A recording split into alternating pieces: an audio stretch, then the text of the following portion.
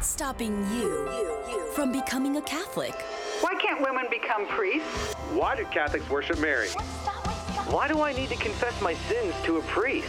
Where is purgatory in the Bible? I think the Pope has too much authority. What's stopping you? You are called to communion with Dr. David Anders on the EWTN Global Catholic Radio Network. Hey everybody, welcome again to Call to Communion. This is the program for our non-Catholic brothers and sisters, those of you who have questions about the Catholic faith. Maybe you're trying to figure things out before making the plunge and actually be becoming a Catholic.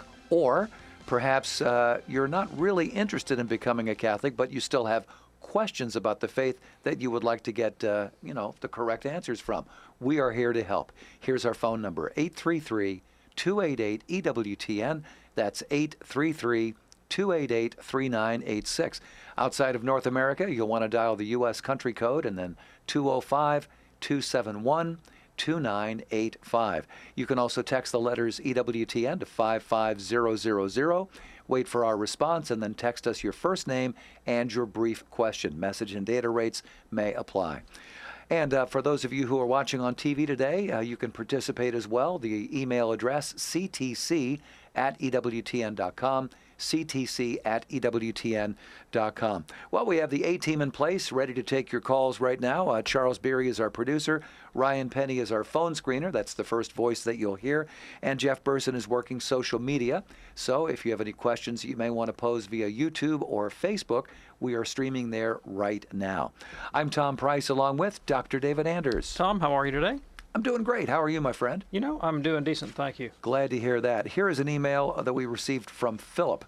Philip says, after a discussion with my young son, who has recently been studying ancient Greece at school, I would be grateful if you could outline the merits and wisdom of the belief in one God over that of many gods, such as in Greek or Norse mythology. Thanks, Philip. Absolutely. Thanks, Philip. Really appreciate the question.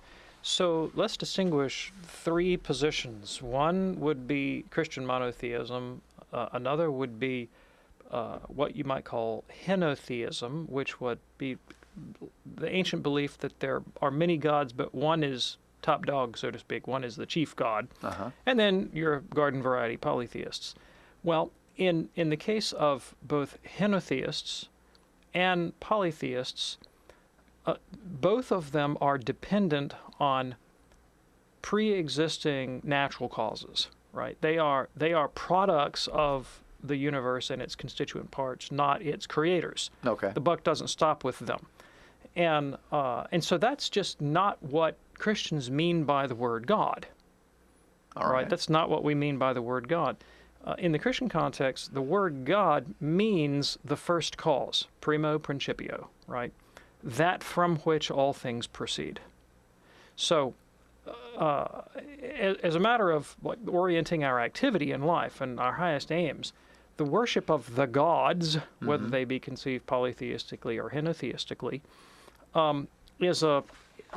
is a servitude, a kind of enslavement to a divine benefactor from whom we hope to acquire some kind of spiritual or material goods. But that's completely different from the human impulse to say, understand the bases of human morality or real happiness, or the nature and origin of the universe, or how to engage our intellect to understand the intelligibility of things and the whole world. And so the activities of religion on the one hand, and science, philosophy, investigation, and morality on the other are two different realms. Okay. You say. In what happened with the advent of Christianity is the Christians understood polytheism and henotheism and said, that's not us. And when they looked at the ancient Greek world, they said, okay, you've got the people that are involved in worshiping the gods. Then you have people that are actually trying to understand the underlying structure of the universe and our place in it, the big structure, the deep structure, and how human morality might fit into that. That's a different kind of activity. That's what we're doing. That's what we're doing. Okay. We're involved in the second kind of activity, actually trying to understand the underlying structure of the universe and the ultimate vocation of the human person in relationship to that ultimate reality. And so out of true monotheism, out of Christian monotheism emerge things like natural science, the scientific revolution, the doctrine of human rights, all of the institutions and developments of modernity in the West that we take for granted as great cultural goods to be exported to the entire world. These are the fruits of monotheism in history. Okay. Christian monotheism specifically. Okay, very good. We thank you for your email, Philip. Here's one more. This is from Diana. I've been told that Catholics complicate a simple faith. How do I respond? Absolutely. Yeah, we complicate the stew out of it. Right. You know, in a number of ways. At one level, the Catholic faith can be thought of very simply. What's the essence of the Catholic faith? Love God and love your neighbor. Yep. Bingo. That's it. That's the whole shooting match. And that's hard to do. And so we add one invocation. Help! Love God, love neighbor, ask for God's help. You get those three elements, and you've got moral theology, you got spiritual theology, all right, or wrapped up in those two. And then you know, you can add doctrine and worship to that if you realize that, hey, you know, actually God does reach down and give us some help. He came in the person of his Son. There you've got all your dogmatic theology wrapped up in one sentence. God became a man so men could become gods. Hey, and I meet him in the sacraments. So moral theology, dogmatic theology, spiritual theology, sacramental theology, boom, I just summarized it for you in one fell swoop, very simple. Sure did. Right? But all of them are subject to an infinite elaboration because life is complicated and humans are complicated and life is beautiful. And we have intellects, and we can investigate scientifically and philosophically and culturally. We can elaborate forms. We can express those simple truths in a myriad of ways across cultures over 2,000 years. And the beauty of that development is simply what we call Catholic tradition. I'm just wondering if what Diane is talking about here is unnecessary complication. Could that be? Well, I'm sure she might. All right. What if I said, you know, I'm not going to complicate my marriage. I'm going to keep it really simple. I'm going to tell my wife once that I love her and be done with it. Ooh, we don't recommend that. You know, I wouldn't get very far, right? No. You know, the whole drama of the relationship is how many sort of infinite permutations of this can evolve over the course of our entire life. How many ways can I say I love you? Yeah. That's where I want to be. Hey, Diana, thank you so much for your email. In a moment, we'll be talking with Justice. He's 11 years old and listening to us in Big Bear City, California. We've got a line open for you as well, 833-288-EWTN.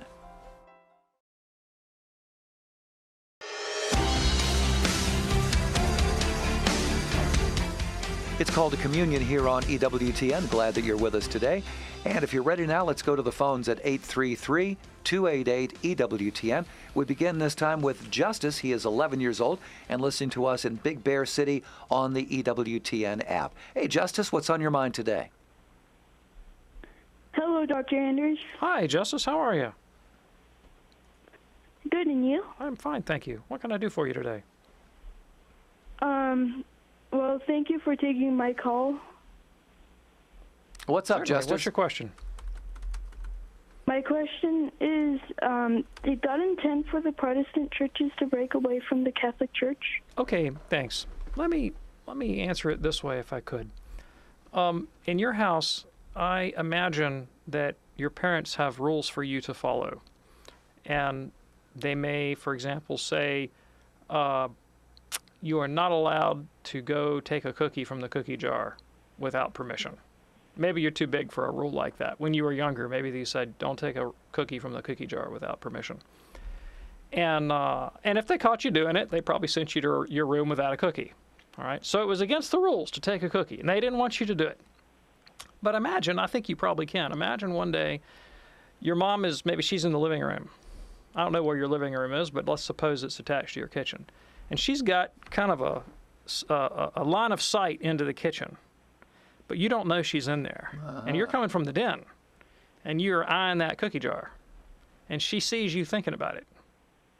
So she says, I'm going to sit back and see what Justice does. I'm going to see if he's got the wherewithal to resist temptation, even when he thinks I am not looking. And lo and behold, Justice goes and gets his hand in the cookie jar. Now, she saw it happening, right? She watched you walk into the kitchen. She saw you lift the lid. And all along, she's just waiting to see what goes down, because maybe you'll put the lid back and have second thoughts and walk off. But she waits for you to actually lift that cookie and start munching on it. Then all of a sudden, she shows up and says, Justice, what's with the cookie? Did she want you to get the cookie?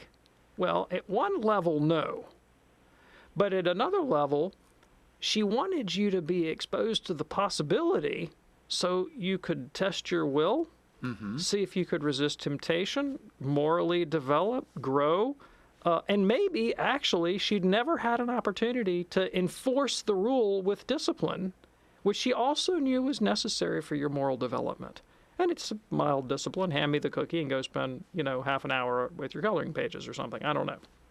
All right, so that's not a great analogy, but it shows how it's possible for a benevolent authority, a loving God or a loving parent, to foresee, know that something's going to take place, permit it to take place, maybe in a certain extent even create the conditions where it could take place without actually directly willing that it take place. Why? Because that authority, be it God, be it your parents, has something they want to accomplish. Right? Through that human fault, God can bring about some greater good. That's the case with everything humans do that's not the best. Anytime we sin, well, God could have stepped in there and stopped me from sinning. He could stop me from sinning. Knock me dead, right? But he gives me that freedom so that I can develop morally as a person, maybe suffer the consequences of my actions, learn something in consequence, and over time grow deeper, more deeply in love with him and a better person, if I'm ultimately a recipient of his grace. And the same thing emerges over the course of human history. Human history is kind of sloppy and ugly, and there are wars and fights and people split, and all kinds of nasty stuff happens. But you can kind of see over time through that messy process, God allowing to develop some very good things in human culture. And so he uses human mistakes, human difficulties, human problems to bring about purposes that he knows that maybe we don't see at the time. So someone said one time that God writes straight with crooked lines, and we're the crooked lines. Love that. Justice, thanks so much for your call. We hope that's helpful for you. And that opens up a line for you now here on EWTN's Call to Communion, 833-288-EWTN. That's 833-288-3986. It's Call to Communion here on EWTN Radio. Let's go now to Merle in Toronto. And Merle is checking us out today on YouTube, and a first-time caller as well. Merle, what's on your mind today? Okay, my sister is divorced. And then my aunt, who is the youngest sister of my father, died. My divorced sister married my aunt's husband. Is that spiritual incest? Okay, so she married an uncle to whom she is related by marriage, but not by physical consanguinity. Is that right, Merle? Yes. Okay, that's a good question. I can tell you with certainty that in biblical times, in like the letters of St. Paul, for example, that would certainly have been considered incest. I am not actually up to date on in the current code of canon law of the Catholic Church. There are degrees of consanguinity defining like at what point does it constitute incest. I'm not actually sure right now what the law says. This would be the law of the Catholic Church on that particular question. I'm going to consult with a canonist. I don't actually know off the top of my head. I do know that would have been considered incestuous in first century Jewish society. I'm not actually sure what the status of that is in the current code of canon law. Interesting. Merle, thanks so much for your call. Let's go now to Ray in Indianapolis, also checking us out today on YouTube. Hey, Ray, what's on your mind today? Hi, Dr. Anders. Thanks for taking my call. I had a question for you regarding Lumen Gentium 14. Okay. This is a statement that's directed to the Catholic faithful. At the end of the paragraph, it says, Whosoever, therefore, knowing that the Catholic Church was made necessary by Christ, would refuse to enter or to remain in it could not be saved. So here's my motivation for asking the question. I was confirmed into the church, Catholic Church, a few years ago, along with my entire family. Due to various reasons, they've gone back to our previous Protestant church. And by my trying to remain a faithful Catholic, I really caused them a tremendous amount of suffering because we no longer have family unity now. And I don't want to hurt my family, but if I leave the Catholic Church for their sake to rejoin the Protestant Church, is my eternal salvation in jeopardy? Thanks. I appreciate the question. And I'm very sensitive to your dilemma. And I'm sensitive because I've been in your position. And I'm a convert, as you may know, to the Catholic Church. And my conversion occasioned some bitter difficulties with members of my own family and friends and relation. And hadn't entirely cured all of those, all right? So why then did I become Catholic, knowing that it would cause trouble? Well, ultimately because I had to be obedient to conscience. And as the Apostle said, we have to obey God rather than men. And Christ himself anticipated this possibility when he said, if anyone loves spouses, wives, husbands, fields, lands, children, parents, more than me, he cannot be my disciple. So this has been part and parcel of the Catholic faith since day one, that Christ said, I didn't come to bring peace but a sword, to turn the members of a family against their own household. That's harsh. That's truth. That's reality, all right? And so we have to face that difficulty square and say, yeah, my following Christ, in accordance with my conscience and the truth as I understand it, may require me to take a position that's opposed by members of my family. I don't have a choice. Now, there are things we can do to soften the blow. And that's where I think you ought to spend your time thinking about it. If you were to leave the Catholic faith in order to make peace, you would not make peace. You would not make peace. For one, you would not be at peace. That's exactly right. You would be at odds with your own conscience. I can remember myself sitting for months in the worship services of non-Catholic organizations, completely and utterly disengaged. Utterly disengaged. And sort of disgusted with myself. Yeah. And I knew I was there for the sake of, family unity or some such thing. But it was a lie. And I knew I was lying by my actions. So I found it, eventually it led me into a dark period of agnosticism, which is not, that's not to be, you shouldn't be surprised. If you walk away from the manifestation of divine truth that you know to be true, and you try to deliberately settle for what you know is second best, your emotions and your will are not going to get engaged, and so your act of faith is going to dissolve in your very hands, and you may end up losing the faith altogether. And I can remember, my wife, who wasn't sympathetic to my plight, but saw the deterioration of my spiritual life, exhorting me one time, and she said, David, you have to talk to our children about morality in terms of Jesus, and not like pop culture figures. Because I couldn't even bring myself to talk to them about Christ, because I couldn't do it in the terms of the religion that we were practicing with a good conscience. And so I was like, well, you know how Obi-Wan Kenobi is a noble character. We should be like that. And I was like, no. It's not what would Obi-Wan do. It's what would Jesus do. You know? And I was casting around for some way to have a spiritual, moral relationship to my kids that wasn't a violation of my own sense of integrity, and the result was just horrid, So you're not going to bring peace. You're going to bring your own internal dissolution, and that'll break down the bonds of fellowship rather than build them up. So what you need to do, in my judgment, right, is find a way to practice your Catholic faith with great sensitivity, right, to where your family's coming from, great patience, great love, great magnanimity. Guess who is going to have to be the virtuous person here?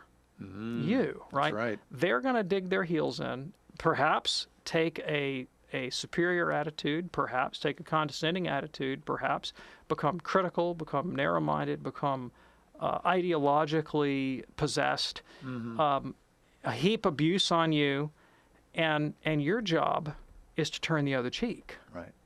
Wow. That's not a part of Christian spirituality, is it? Yeah, I mean, this may be the path that right now in your life that God uses to sanctify you and them. And, the reason I'm at EWTN right now, but this is the reason, I had to find a place I could go to confession where my wife would not know. I only knew to go to confession at the parish on weekends, and she would catch me if I did that. But I could come here. I live 5 miles away from the network. I could come here during the week, go to the St. Michael Hall, and these Franciscan priests could hear my confession, and nobody would know. So, I mean, it's like, I understand, all right? But guess what happened? I mean, this isn't on me. This is the Lord's grace. I kept going, and I kept going, secretly at times. I met Father Angela Shaughnessy, Capuchin Franciscan, who was the father guardian of the MFVA here at EWTN. He was a holy man, very holy man, and much holier than I was. Wonderful confessor. And I said, if anybody can reach my wife, it'd be this guy.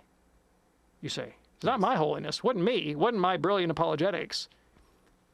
And I said, would you go to confession to Father Angelus? Heck no, leave me alone, said my wife. I kept at her, and I kept at her, and I kept at her. She said, finally, look, just to get you off my case, I'll go once and never again. So she goes once. Then she goes twice. Then she goes 3 times. The next thing I know, she's praying the rosary in the middle of the night. I leave town on a business trip. I call her up and say, what are you doing? She says, I took the kids to daily mass. And I had to, reattach my jaw, And then she's like, get up, we're going to the network because we're going to go pray the Liturgy of the Hours, the Divine Office with the friars at 4:30. And then I'm like, who is this woman? Where did she come from? Yeah. Years later, I asked her, I said, what did Father Angelus say to you in that confessional that brought you around? And she said, he told me something no one had ever told me before. He told me my suffering has meaning. Now, that's what she needed to hear. I wasn't the one saying that. I'll just do all this fancy apologetics. It's not what she needed. She needed someone to validate her suffering. He had the pastoral skill and holiness to do that. So my point is, the solution may come someplace you don't expect it to. Yeah. Your job is just fidelity, charity, hope, fortitude, perseverance, and God will bring the victory. Absolutely. Does it every time. Ray, thank you so much for your call. By the way, if I can just add this personal note, if you want to know the whole story about David and his struggles with all this, you may want to check out his great book, The Catholic Church Saved My Marriage. It is available from EWTNRC.com. EWTNRC.com. It's a great book, David, by the way. Thanks, Tom. I don't know if I've ever said that, but it really is a great book. I enjoyed it a lot. Thank you so much. Good stuff. In a moment here on EWTN's Call to Communion, we're going to be talking with Susan in Pensacola. She's listening on Sirius XM. We'll also be talking with Jeff, checking in from Anchorage, Alaska, listening to one of our great stations there, 94.1 FM. Also, Dan in Buffalo, listening on the domestic church media. And we've got lots more straight ahead on this edition of Call to Communion here on EWTN. Here's our phone number, 833-288-EWTN. That's 833-288-3986. David is researching an upcoming question, I can tell right now. You can also check out this email address, ctc@ewtn.com, ctc@ewtn.com, if you're watching us on TV today and you would like to participate as well. So again, we'll be talking with Dan in Buffalo, Susan in Pensacola, Florida, also Jeff in Anchorage, Alaska, and we've got one line open for you right now, 833-288-EWTN. That's 833-288-3986. It's Call to Communion here on EWTN. Do stay with us.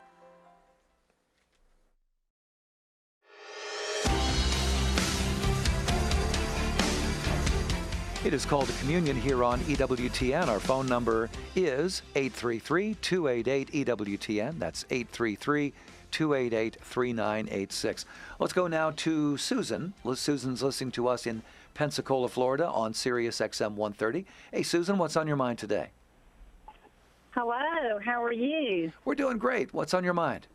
Great. I wanted to ask you some questions about the incense that they have during Mass. My husband is a convert, and he's always asking me, and I really don't know what to say, to tell you the truth. Yeah, thank you. I appreciate the question.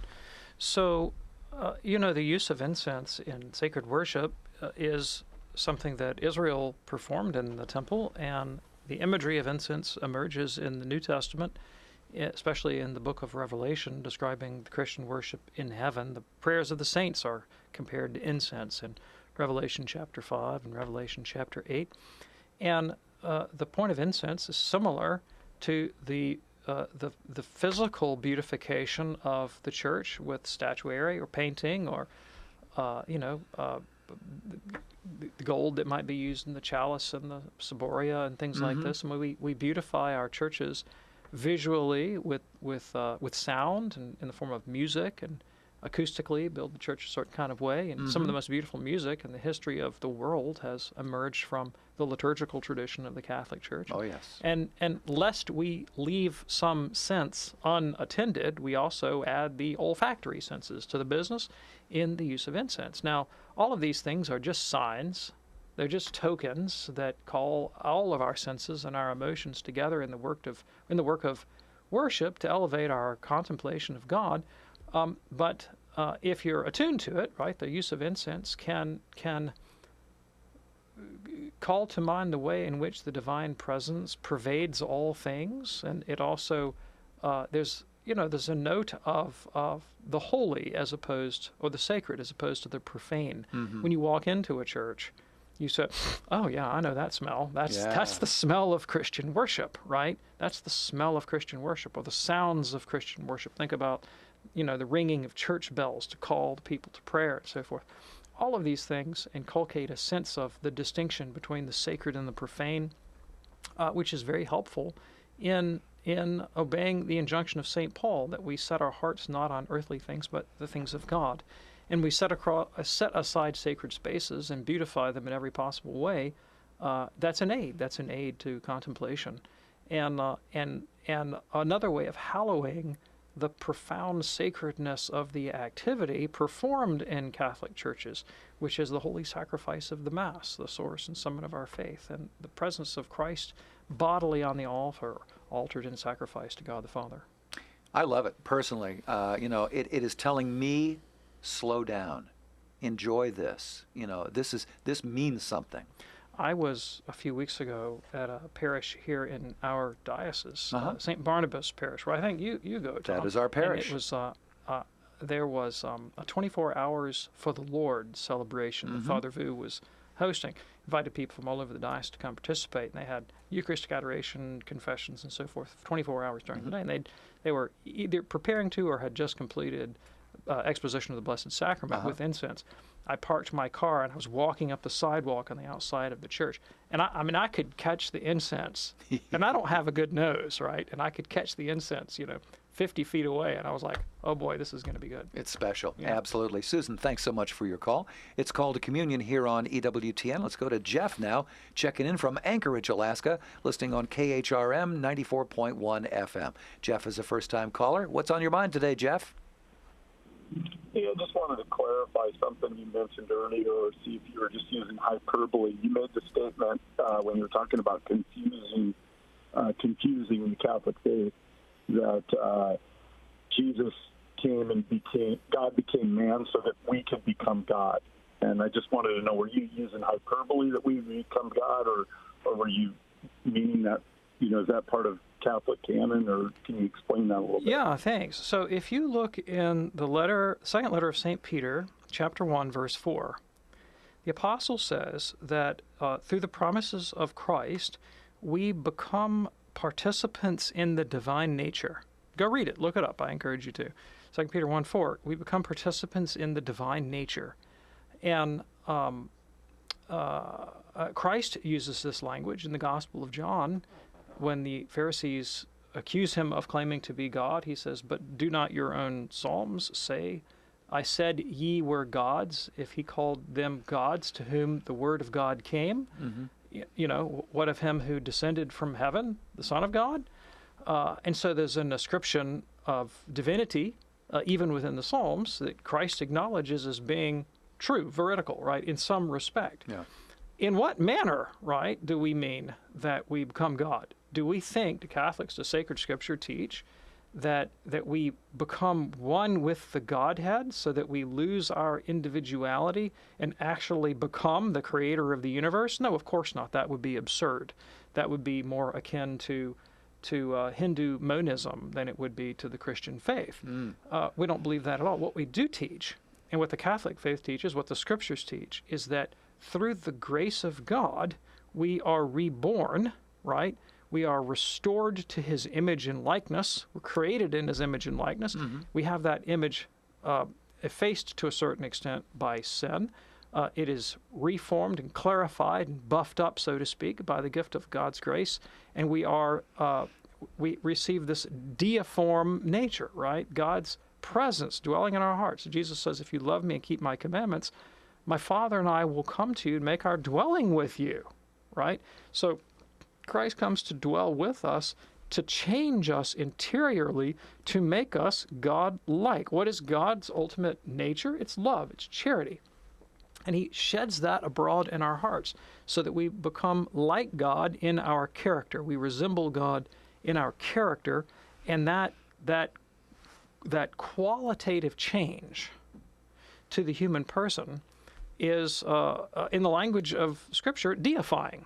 Not, again, in the sense that we become literally, numerically one with the Godhead. No, that would be absurd. But we are adopted into his family and become like him. Okay. Jeff, thanks for checking in from Anchorage. It's good to hear from you there. It's Called to Communion here on EWTN. We have a line open for you right now, 833-288-EWTN. That's 833-288-3986 here on Call to Communion. We go to Dan now in Buffalo, New York, listening on Domestic Church Media. Hey, Dan, what's on your mind today? Greetings. Hey, Dan. Love the Lord all my life, and like you, came in as an adult into the fullness of the faith, Dr. Anders. I appreciate so much what you do. Thank you. Thank you. Appreciate that. I've been a long-time listener and just absolutely love learning more about the faith. It's new to me, 19 years, and there's something ever ancient, never new about it, right? So my question is, that the Protestants are always saying Jesus had no brothers, and I have definitely assented, or has had brothers, and I've definitely assented to all of the Marian doctrines, thanks to God's grace. But it makes me wonder why, if there's no word for cousins or brother, nephew, why does Mary run in haste to see her cousin Elizabeth? Sure, thanks. Appreciate the question. If you permit me to say so, I think you're setting this up differently than I would set it up. All right, the Catholic doctrine does not hang on whether or not there is a Greek or Aramaic word for cousin. That's not what this hangs on. So let me go at it from a different angle.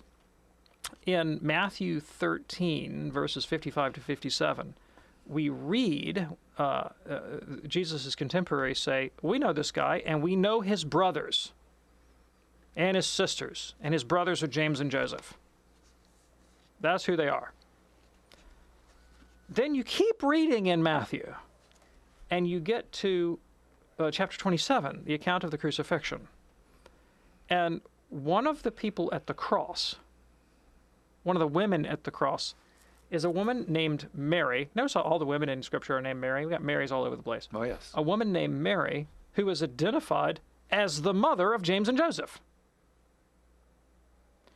Then read John chapter 19, verse 25 and 27. And the apostle tells us that this woman named Mary, who in Matthew is identified as the mother of James and Joseph, is the wife of a man named Clopas and the sister of the Blessed Virgin Mary. So there's the relationship. The people identified as brothers in Matthew 13 are the children of Mary's sister, the wife of Clopas. But to see that, you have to compare these parallel passages, Matthew 13, Matthew 27, and Matthew 19. So you don't even have to get into the question of which Hebrew or Aramaic or Greek words are used. Mm-hmm. The relationship is already spelled out for you. We know who the brothers of Jesus were. They were his cousins by Mary, the wife of Clopas. Yeah, that's all there is to it. Dan, thank you so much for your call. It is Called to Communion here on EWTN. 833-288 EWTN is our number, 833-288-3986. We'll get to Jeff in Northfield, Ohio in just a moment here.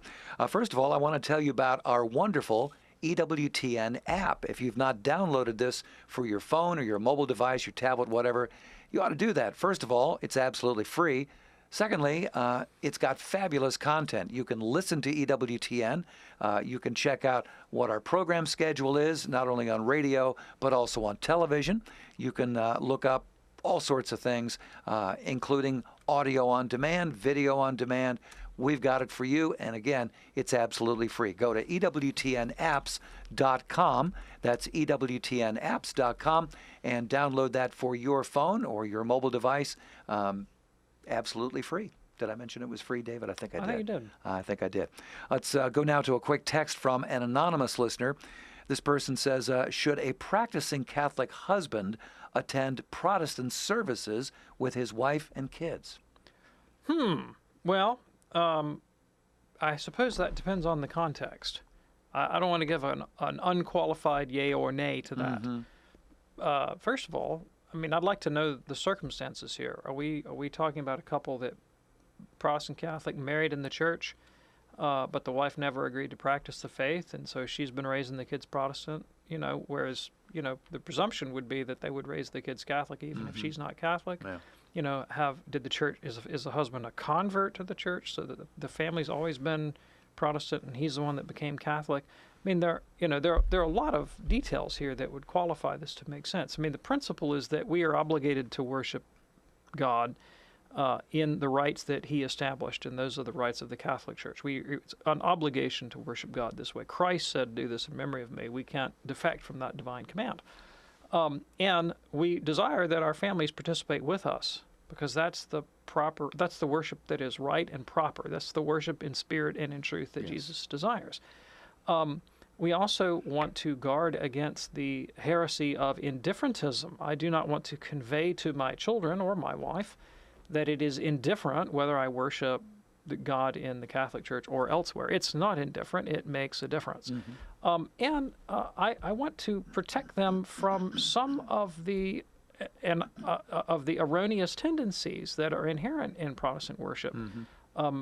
Many Protestant churches place a heavy emphasis on engaging the emotions in worship and wrongly identify those emotions with the activity of the Holy Spirit, so that you leave a particularly emotional or moving or effective or well-constructed liturgy with some declaration like, "My brother wasn't the Spirit moving today." And what they mean by that is, I had a powerful emotional experience, or that was very pleasing, right? And that's very, very dangerous. That's a very dangerous conclusion to draw, because it confuses the quality of my emotional life with the activity of grace. And grace is never a sensible reality. It escapes our experience. You cannot feel the presence of grace. But in fact, grace can sometimes elicit periods of extreme darkness and a sense of abandonment that we call the dark night of the soul, that is essential to the highest levels of spiritual attainment. So I'm not saying this is true of all Protestant worship, but there's definitely a heavy tendency in many Protestant congregations to act as though proper worship will orient your emotional life in a certain key, and that's essential to having a good relationship with God, or that effective prayer has to be, with clenched fists and tears in the eyes and, head lifted to heaven and, strong declarative sentences, this kind of thing. And that's what makes prayer effective, as opposed to a heart and a will submitted to divine authority. So, I mean, there are reasons why Catholic worship is essential to a well-ordered spiritual life. It's not indifferent. So if I'm going to go, right, and I might have to go to be conciliatory, I want to go in a mode and in an expression that guards against all those possibilities as a bridge to aiming ultimately at unity in the Catholic faith. Sure. I'm not saying you can't ever go. Right. But you can't go in a casual or indifferent way. And it certainly doesn't excuse your Sunday obligation either. Got to go to Mass. Okay, very good. And we hope that's helpful for you. Thanks so much for your text. Now we're going to go to Jeff in Northfield, Ohio, checking us out today on YouTube. Jeff, what's on your mind today? Yesterday's first reading was the famous Abraham-God covenant by sawing animals in half. And after Mass, at St. Barnabas, by the way, I headed over to the grocery store, and I watched the butcher use a gigantic, loud, powerful bandsaw to break up meat. And I got to thinking, 1800 BC, how in the world did Abraham and his buddies actually cut through bone, if indeed they actually did that? And then I started wondering, well, maybe the Genesis writer was using something from his time, was that 800 or 900 BC, and used that device to create a story telling us about the covenant. And I guess that's the question. What's your thoughts on all of that? Thank you. I am so glad you asked this question. This is one of my favorite passages of the Bible, believe it or not. Abraham takes an animal, slices it in two, divides the pieces, and then he sits and falls into a trance, and he has an experience of a theophany. That's a visible representation of God's presence that is not God's presence, like the burning bush. God is not a burning bush, but he uses a burning bush to make his manifest presence known to Moses. And there is a theophany of a smoking fire pot that seemingly levitates and kind of passes between these pieces, and then God speaks to Abraham and re-declares his covenant and says he's going to be faithful forever. What on earth is going on? Quite fascinating. What on earth is going on? I'll tell you what's going on. Now, I don't have much to say about the techniques of ancient butchery, right? I mean, they had tools and they knew how to hack up animals, all right? And if you read the descriptions of sacrificial worship in the temple, it's pretty clear they knew how to divide up animals, all right? But I'm not a butcher, and I'm a vegetarian. I don't even go in for that anymore, I've sliced my share of chicken breasts, which are not too tough, but these days it's just melons and... Kale doesn't put up too much of a fight. Kale doesn't put up too much of a fight, okay. So I don't really care about that question, but I am fascinated by this passage. Jeremiah 34:18. Jeremiah 34:18. This is the key. Therefore, all right, those who have violated my covenant and have not fulfilled the terms of the covenant they made before me, I will treat like the calf that they cut in two and then walked between its pieces.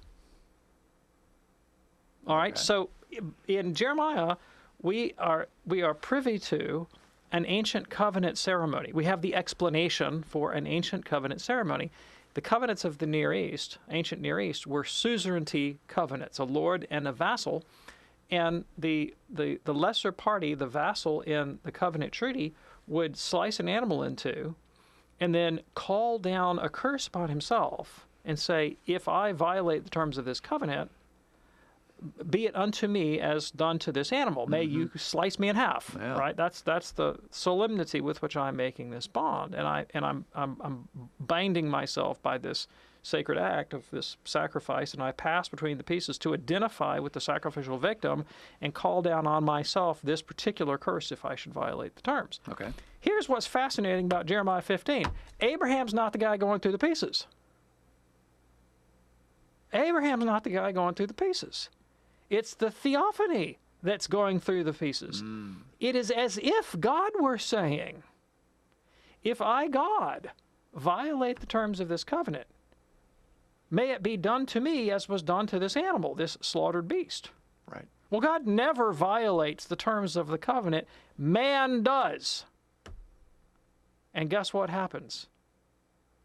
God is the sacrificial victim. Wow. The crucifixion of Christ is the unanticipated fulfillment of, unanticipated in one sense, right? Like Abraham couldn't never have fathomed how literally God was making this covenant with him, right? God bears the sacrificial burden created by man's disobedience. All of this presaged in Genesis 15. And as well, I mean, so many times. I mean, the account of Isaac, sacrifice of Isaac, I mean, it's just Christological typology after Christological typology in the Old Testament. All of it pointing to Jesus. Fascinating. Jeff, thanks so much for your call. It's Call to Communion here on EWTN. Karen is listening in Michigan on Barriga Radio. She's a first-time caller. Karen, what's on your mind today? Thank you for taking my call. Sure. I was away from the church for quite a few years after I got out of high school. And we recently went back to the church about 5 years ago, and I live with my mother, and we both go to church. A 92-year-old mother, we both go to church every day. Okay. And my 25-year-old son recently got out of college and moved back home, and he sees how peaceful and happy we are that we go to church, and I've never pushed it on him. He was baptized when he was small, but I never went to church with him. And he asks, he's 25, he asked the question the other day, what is faith? How do you get faith? Great, wonderful question. Yeah, I appreciate it. Thank you so much. So faith is belief that another person is reliable. That's what faith is. And we all exercise faith all the time, every day. When my wife tells me something that I cannot independently verify, she might say, for example, I need you to pick the kids up from school at 2 o'clock. I don't know that on my own authority, but she's told me, but I believe her. When she said, pick them up at 2, I better be there, you know, because I trust her. She's trustworthy. Faith is reliance on the trustworthy evidence of another, or the trustworthy word of another. In this case, we're relying on the testimony of God, God's own testimony about himself that's given to us in the person of Jesus especially, and also the scriptures and sacred tradition. Why should we? Why should we have this faith? Why should we consider it to be credible? Well, Christ demonstrated that he's trustworthy, demonstrated his divine authority, in particular by rising from the dead, which is an historical fact and can be investigated and tested, and we can know that it's true. And we can see the fruit of that resurrection in the fulfillment of prophecy. And we could, if we had more time, I could run through all the prophecies that Jesus fulfilled and continues to fill to this day in the power of the Catholic Church present in people's lives to transform them from darkness and sin to holiness is another manifest evidence that Jesus is reliable and trustworthy. So faith is simply the reasonable, it's not a jump in the dark, it's a reasonable reliance on what God has told us about himself in the person of his son Jesus and the church that he founded. That's what faith is. Now, how does one get faith?